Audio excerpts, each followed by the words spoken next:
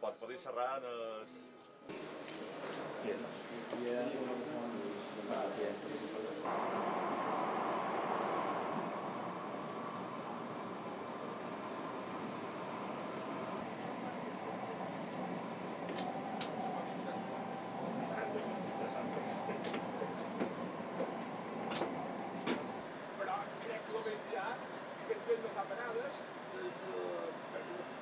canviar els trens que funcionaven fins ara en gasoil en tren elèctric. Això el que ens suposa són tota una sèrie d'avantatges pels usuaris.